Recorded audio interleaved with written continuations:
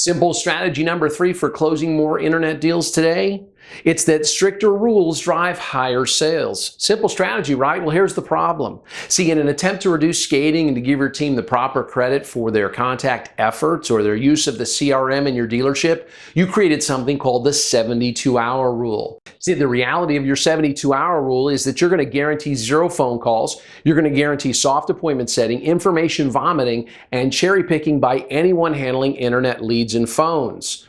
You don't believe me? Let me give you a real-world example. I worked with a dealership recently that had a 30-car-a-month internet salesperson. Now, this internet salesperson did indeed sell 30 or more units each and every month.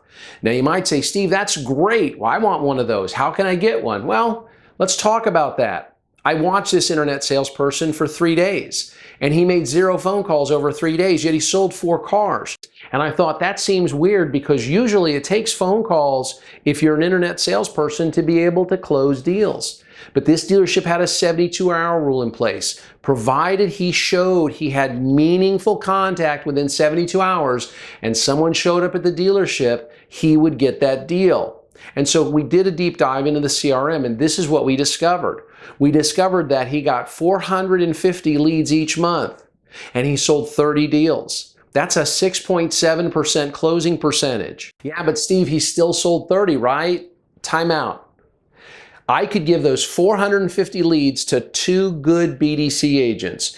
Those 2 good, not great BDC agents would get you a minimum of 115, 120 appointments that showed in your dealership each and every month. Now, if you had a good floor team, your good floor team, again, not great, would sell about 60 of those internet appointments each month. So this dealership was giving up 30 units a month because this internet salesperson was just vomiting information on 450 leads.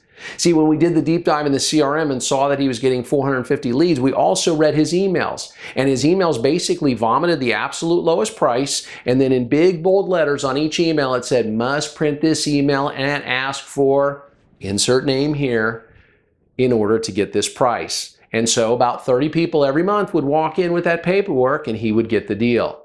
So what's the solution? Well, for this dealership, one of the things that they needed to work on is their past 2 activities. Now, I watched as this salesperson made 0 phone calls over those 3 days, but guess what? In the CRM tool, it showed that he made plenty of calls because all he had to do was click to call. He clicked that he made a phone call, and he didn't actually make one. Now, all of your dealerships should be set up with something called CTI. That's Computer Telephony Integration. All it means is that your phone system talks to your CRM and vice versa. So what it would require is if this dealership allowed 0 past 2 activities and required all calls to be CTI calls, then that would force this salesperson to at least pick up the phone and dial in order to mark that call as made.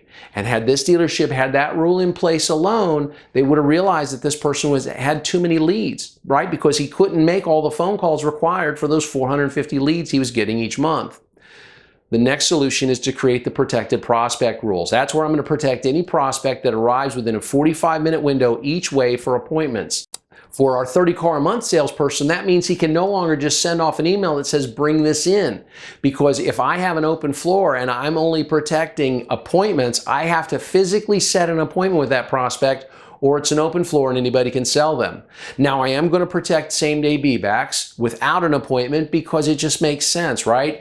If I catch an up on Saturday morning, say at 9:15, I work with them for a couple hours, and they got to go, they got a kid, and the kid's hungry, and they got to leave and have lunch at 11:30 or whatever, and they come back at 12:15, and I'm on a test drive with another up, I should still get partial credit for that deal. So I'll protect same-day be-backs. I'll protect those people who arrive within a 45-minute window either way of an appointment, but I won't protect prior customers. Steve, what if somebody shows up at the dealership who bought a car from us 3 years ago? Aren't we going to give them to the same salesperson? No, not unless they ask for that salesperson by name within earshot of a manager. Because if your salespeople were doing their jobs, if your internet teams are doing their jobs, if your BDC agents are doing their jobs, they're setting appointments not only with their internet prospects, not only with the phone ups, not only with B-backs, but also with their prior customers.